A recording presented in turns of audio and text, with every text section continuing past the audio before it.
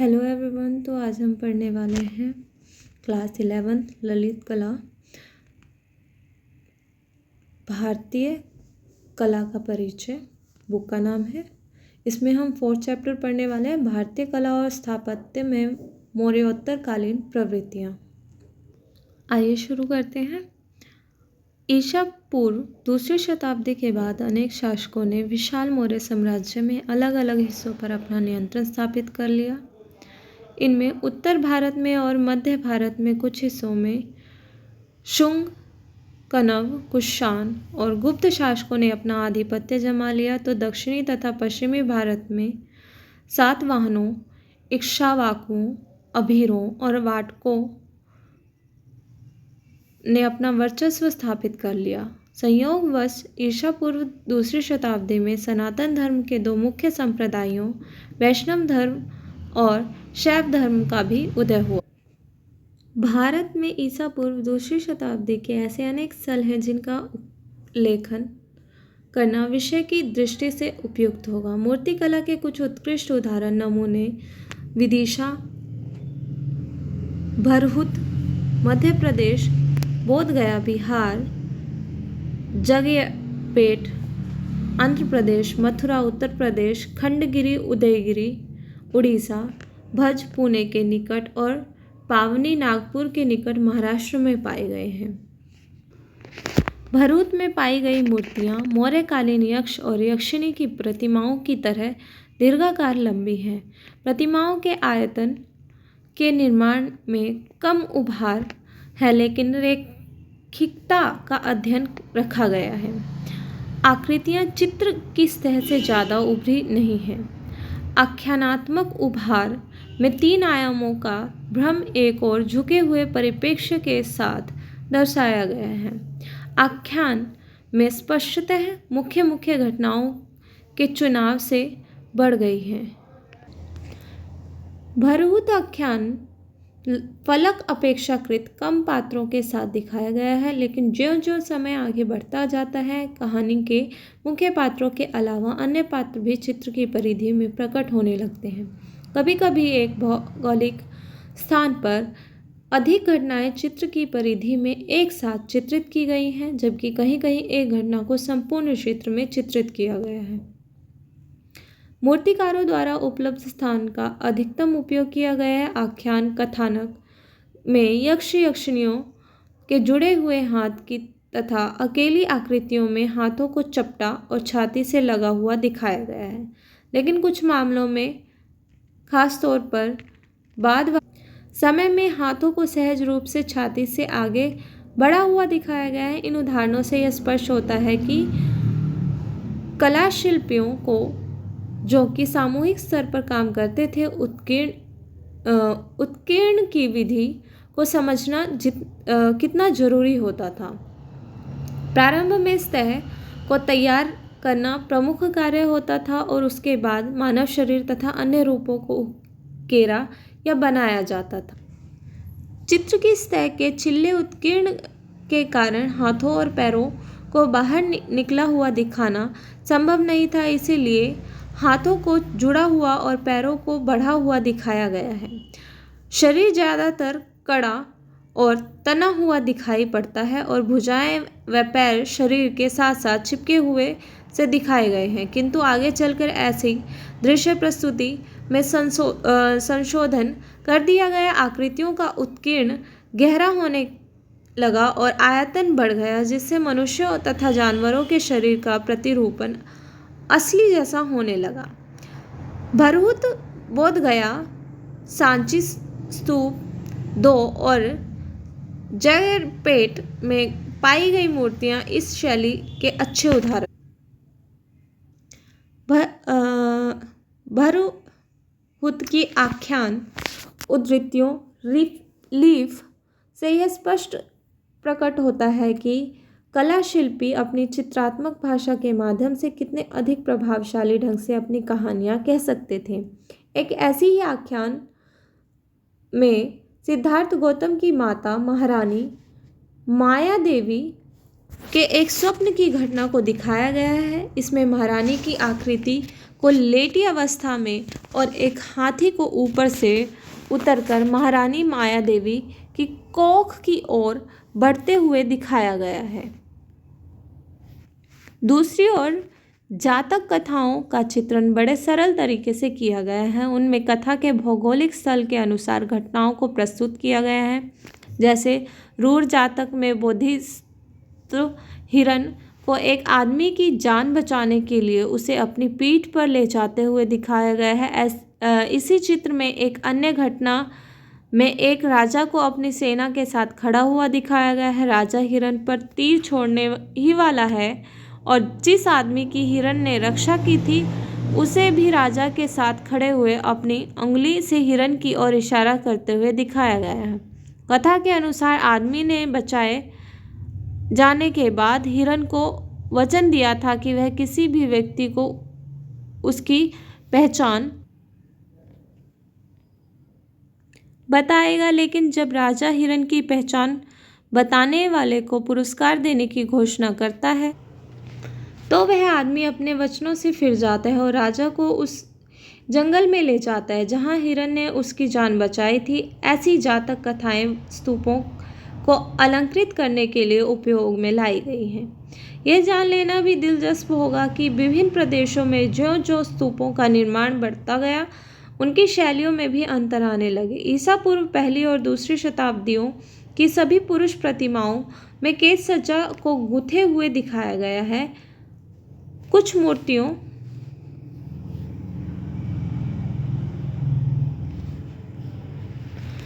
मूर्तियों में तो यह सब जगह एक सी पाई जाती हैं। भरहुत में पाई गई कुछ मूर्तियां आज भारतीय संग्रहालय कोलकाता में सुरक्षित रखी देखी जा सकती हैं।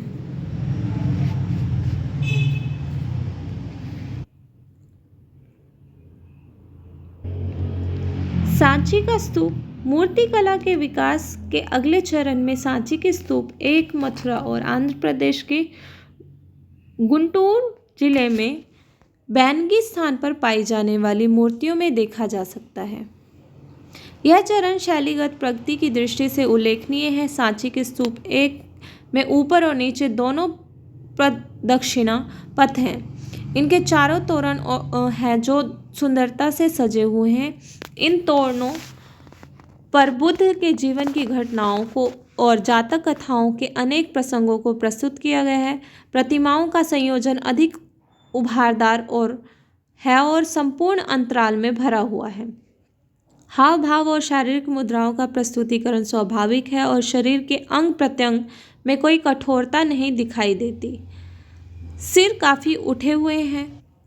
बाहरी रेखाओं की कठोरता अनम्यता कम हो गई है। आकृतियों को गति दे दी गई है।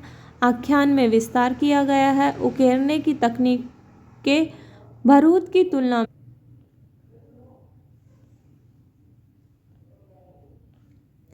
अधिक उन्नत प्रतीत होती है। बुद्ध को प्रतीकों के रूप में प्रस्तुत किया जाना अब भी जारी रहा। सांची की स्तूप एक में आख्यान अधिक विस्तृत कर दिए गए हैं, किंतु स्वप्न प्रसंग का प्रस्तुतिकरण महारानी को लेटी अवस्था में और ऊपर से उतरते हुए हाथी के चित्रण द्वारा बहुत ही सरल तरीके से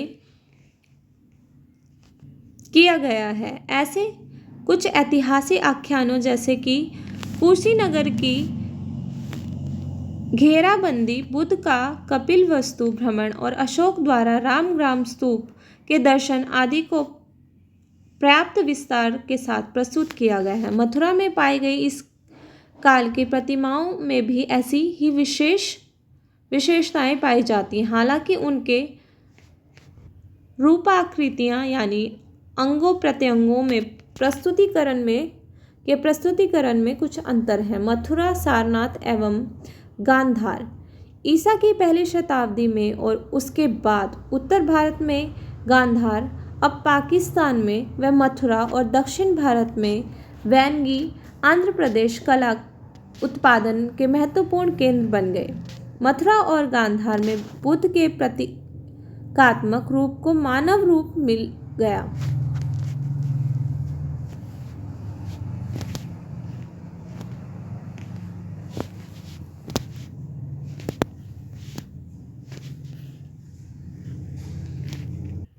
गांधार की मूर्ति कला की परंपरा में बैक्ट्रिया, पार्थिया व स्वयं गांधार की स्थानीय परंपरा का संगम हो गया।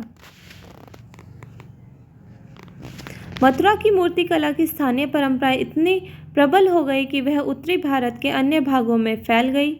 इसका सबसे बढ़िया उदाहरण पंजाब के संगोल स्थल पर पाई गई स्तूप की मूर्तियां हैं। मथुरा में बुद्ध की प्रतिमाएं यक्षों की आरंभिक मूर्तियों जैसी बनी हैं, लेकिन गांधार में पाई गई बुद्ध की प्रतिमाओं में यूनानी शैली की विशेषताएं पाई गई हैं।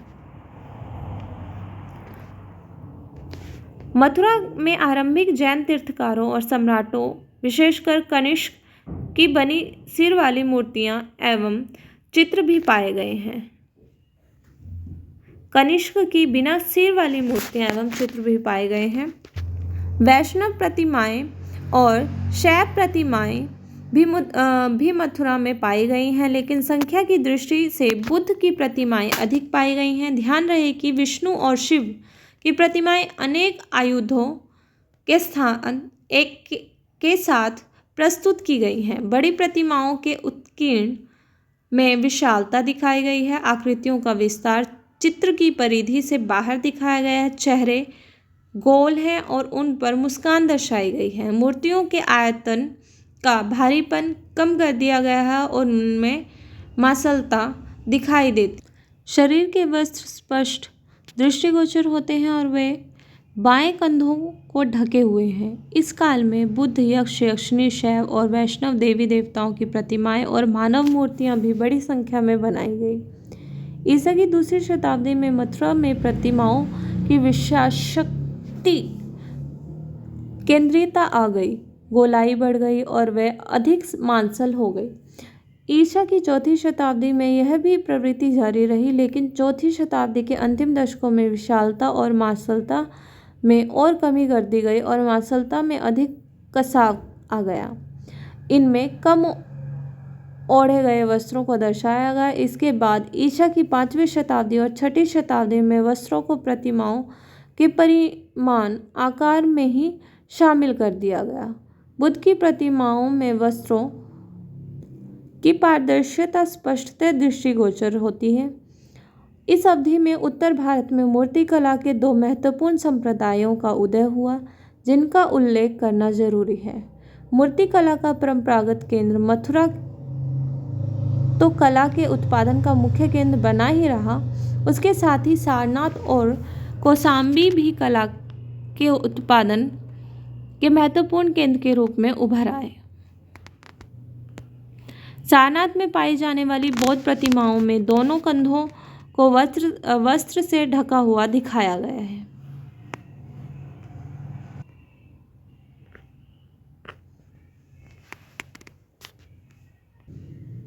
सिक्के के चारों ओर आभा मंडल बना हुआ है, जिसमें अलंकरण सजावट बहुत कम किया हुआ है, जबकि मथुरा में बुद्ध की मूर्तियों में ओढ़ने के वस्त्र की कई तहें दिखाई गई हैं और सिर के चारों ओर के आभा मंडल को अत्यधिक सजाया गया है। इसे आप ऊपर जो दो चित्र बने हुए हैं उसमें भी देख सकते हैं।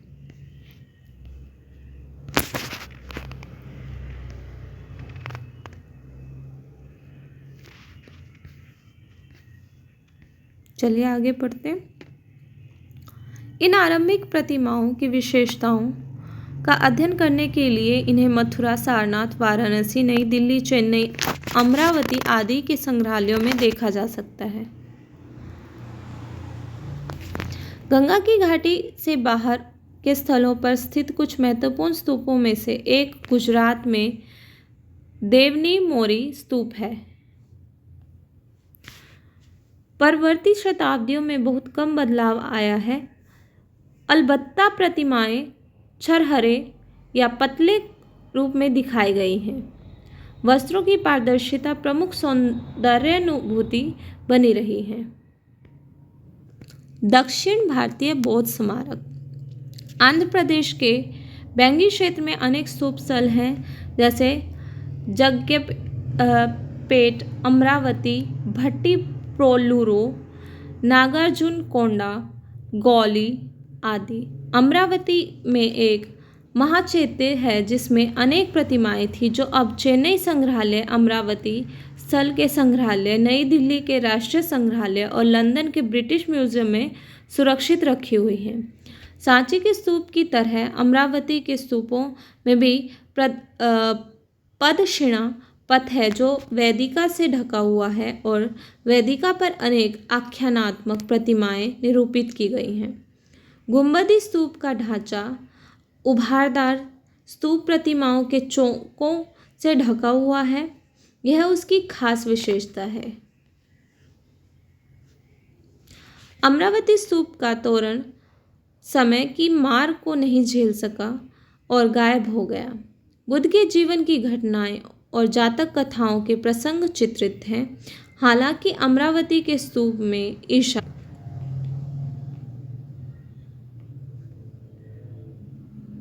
पूर्व 3 शताब्दियों के निर्माण कार्य दृष्टिगोचर होते हैं, लेकिन इनका सर्वोत्तम विकास ईसा की पहली और दूसरी शताब्दी में हुआ। सांची की तरह इस स्तूप में भी पहले चरण में बुद्ध की प्रतिमाएं ढोल और चौकों और कई अन्य स्थानों पर उकेरी गई। संयोजन के भीतरी अंतराल में आकृतियों को नाना रूप, मुद्राओं, आसनों जैसे सामने से, पीछे से, आगे से और एक तरफ से दिखाया गया है। प्रतिमाओं के चेहरों पर तरह तरह के गंभीर हाव भाव देखने को मिलते हैं। आकृतियां पतली हैं, उनमें गति और शरीर में 3 भंगिमाएं त्रिभंग रूप में दिखाई गई हैं। सांची की प्रतिमाओं की तुलना में इन प्रतिमाओं का संयोजन अधिक जटिल है। रेखिकता में लोच आ गया है और प्रतिमाओं में दर्शाई गई गतिशीलता निश्चलता को दूर कर देती है। उभारदार प्रतिमाओं में 3 आयामी अंतराल को तैयार करने का विचार उभरे हुए आयतन, कोणीय शरीर और जटिल अतिव्याप्ति के रूप में कार्यान्वित किया गया है, किंतु रूप की स्पष्टता पर अधिक ध्यान दिया गया है। भले ही आख्यान में उसका आकार और भूमिका कैसी भी रही हो, आख्यानों का चित्रण बहुतायत से किया गया है। इन आख्यानों से बुद्ध के जीवन की घटनाओं और जातक कथाओं के प्रसंगों को प्रस्तुत किया गया है। फिर भी उनमें ऐसे अनेक जातक दृश्य पाए जाते हैं जिनको पूरी तरह से पहचाना नहीं जा सकता। जन्म की घटना के प्रस्तुतिकरण में महारानी माया देवी को शैया पर लेटे हुए दिखाया गया है। उनके चारों ओर दासियां खड़ी हैं और संयोजन के ऊपरी भाग में एक छोटे से हाथी को दिखाया गया है। यह हमारी माया देवी के स्वप्न का प्रस्तुतिकरण है। एक अन्य उद्धृत में बुद्ध के जन्म से संबंधित 4 घटनाएं दिखाई गई हैं। इससे पता चलता है कि आख्यानों को नाना रूपों में चित्रित किया जाता था।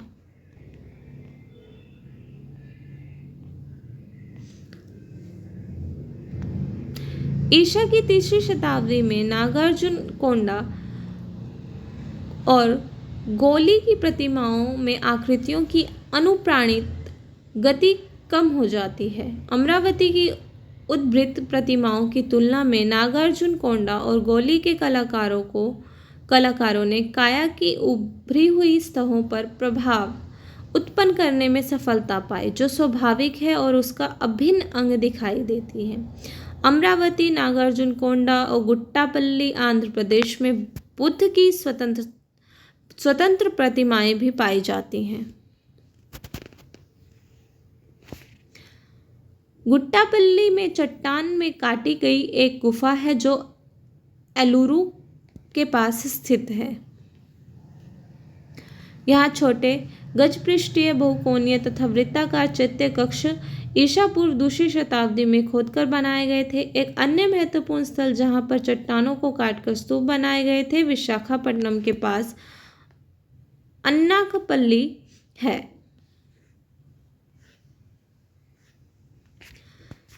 अब तक खुदाई में मिला सबसे बड़ा स्तूप संती जनपद गुलबर्ग कर्नाटक में है। यहाँ एक ऐसा भी स्तूप है जिसमें अमरावती के स्तूप की तरह उभारदार प्रतिमाओं से सजाया गया है।